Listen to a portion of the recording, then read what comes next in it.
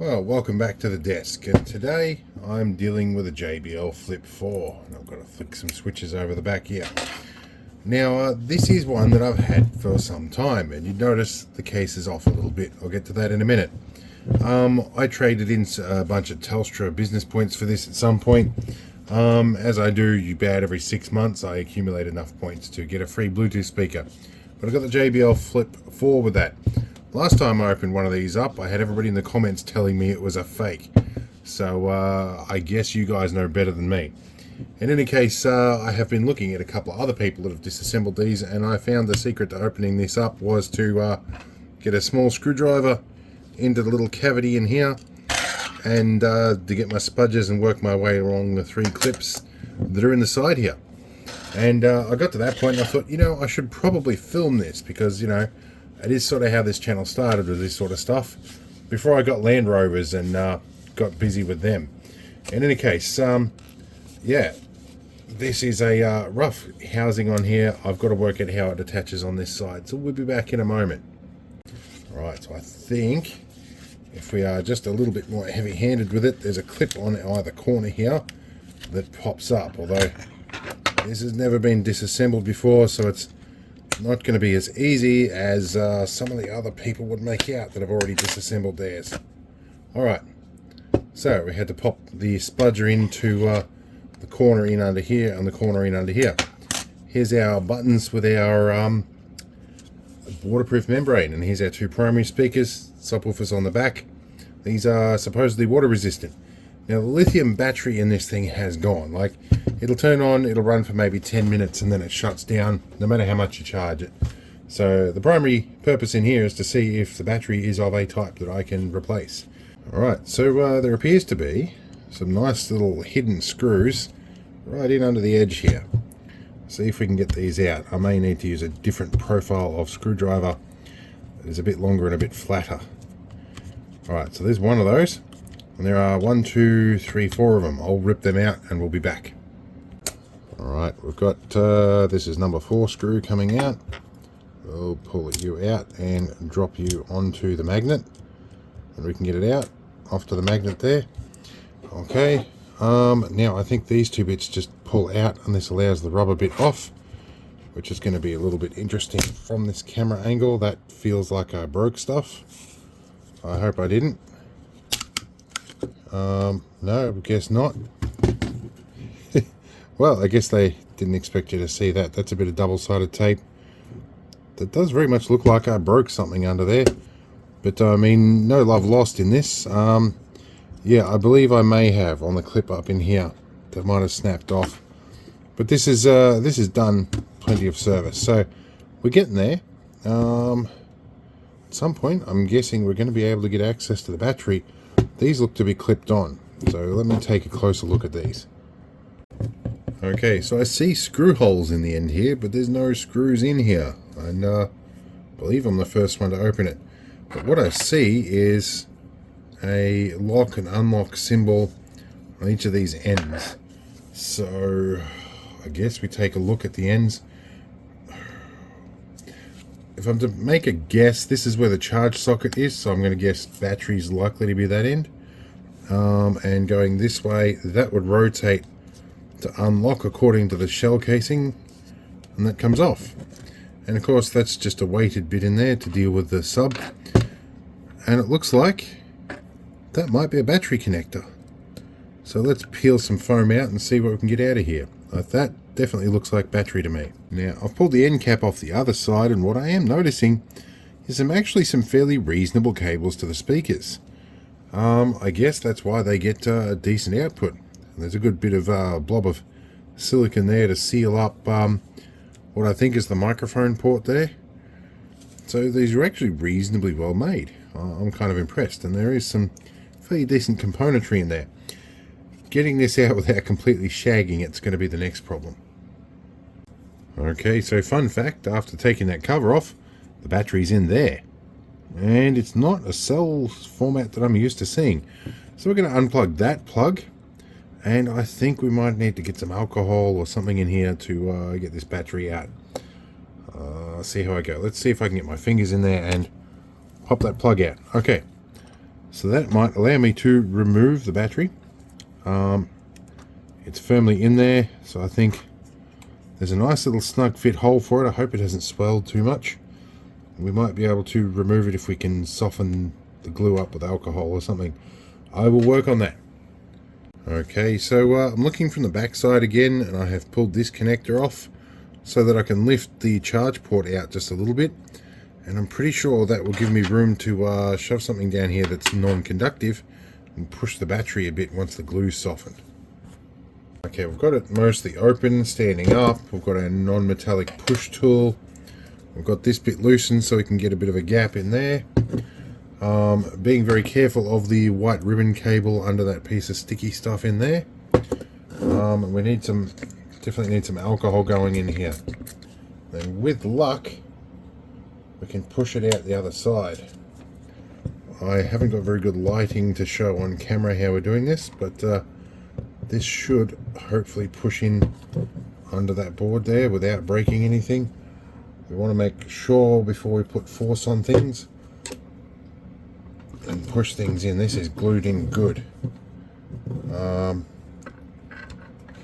doing this on something I'm not too worried about. Oh, it's moving. It's moving.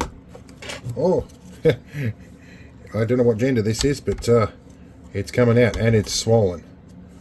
Alright, there's our battery. We'll examine that in a moment. Now we need to remove our little plastic push rod thingy, which could be easier said than done.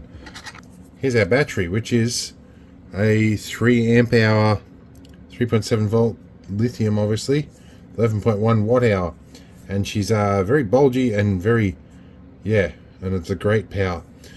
I may be able to find one of these online. I don't know. So I was hoping it'd be like an 18650 or something, but it packs down in that little square hole in there. So interesting stuff. This is not going to be something I can finish right away. I'm going to have to order one of these batteries, but I will update in the comments, of course, as things go on. But quick little teardown video. I'm going to put all these bits into a bag / box and come back to this when I find another battery that will fit this. Many months later. Okay, so addendum. Here's our old battery. Our new one just showed up in the post. Labeled as 7 amp hour. I think that's a load of crap. 25 watt hour and 7 amp hour doesn't seem to stack up in my books. This one is a 3 amp hour. This one's physically the same, except a little less bulged, of course. So I might take this one out the bush and shoot it, because it's got a bit of charge in it. It might explode. Had packed everything in a plastic bag. We'll pull our bits and pieces out, and we'll try and put this thing back together.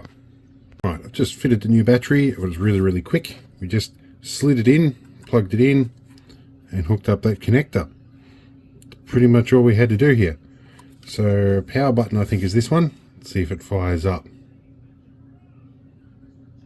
I don't feel a tactile switch clicking in there. What have I missed out? This is power button there. That's lights there. There's a tactile clicker on the top here. We'll just push that gently. Here we go. It's going to fire up. It's not firing up. A few moments later. Okay, I couldn't work out why it wasn't powering up, and I found the ribbon cable to the power switch. Some of the lines looks like it's had a screwdriver jab into it. So that's not going to help matters at all. I'm going to have to see if I can fix the ribbon cable now. Alright, given that there's plenty of extra cable length on that ribbon cable, I've snipped the end off and I'm practicing with the end piece here. I've dragged it along some sandpaper here until I get some exposed copper on the end here. And I'm going to try and tin all of these conductors and insert back in the connector and see if I can get away with that. Alright, our iron is still heating up. It's about 350 degrees at the moment. It's going to run this along here. I may need to actually support it from underneath. Like say if I clean my iron off a bit here, I might drag some solder wick along it. Let's keep cleaning the solder off as we go. We might be able to tin that. I'll give it a look up close in a minute. We'll see what it looks like. Alright, that definitely was too hot. That's deformed quite a bit, and I do have some low temperature solder paste. I might try that.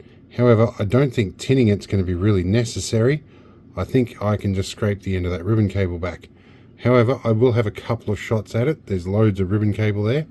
So let's pull this out and see if I can make it work. Okay, so I'm not sure if we can see this. Let's see if I can get autofocus to pick that bit. It looks like we may have enough exposed copper there. I might check that under the microscope, and then I might chuck it in the connector and see what happens. Okay, I inserted the ribbon cable, just bared off like that, and 2 pieces of copy paper in there. Aha! We work. Alright, so if I hot glue that in, or if I'm really gentle, that should work. Alright, and we are reassembled, which is pretty much a case of reversing the order to pull it apart. Not always the case with these things, but this case it pretty much was. It seems to be alright, though there is a bit of rattling in there, which could be the battery cable sitting against the end of that. Let's try again. See if it rattles. No, it's not too bad. I'll try it through some sound, but basically this was one that's been sitting around for years. It got used a lot to help my apprentice go to sleep, and the battery did eventually die. It didn't owe us anything. So for the cost of a $10 battery and a little bit of sandpaper, you know, it's an okay repair. But lesson learnt, be careful with ribbon cables when you pull things apart. Careful where you stick your screwdriver and jam these sort of things in. You can damage stuff. But such is the case. When I get something like this that is destined for the landfill, there really isn't a lot to lose. So one thing we do need to check with this before we get too much further is to check and make sure that the charge lights work, and see what we've got going here. Let's plug in a power. Our charge lights do work. Okay, that is good. We'll leave it sit and charge, and we'll put it back into service. I hope it was an interesting one. Again, a lot of people have come to this channel looking for Land Rover stuff, or apparently because they saw me double clutching. That's another thing I do. But if you have a poke around on my channel, you'll find more Land Rover stuff. There's even some playlists with that. So hopefully that keeps you happy. In any case, we might take this out bush and shoot it in a fire-safe area somewhere, because that one probably ain't going to be great to put back in anything. Anyway, see you later.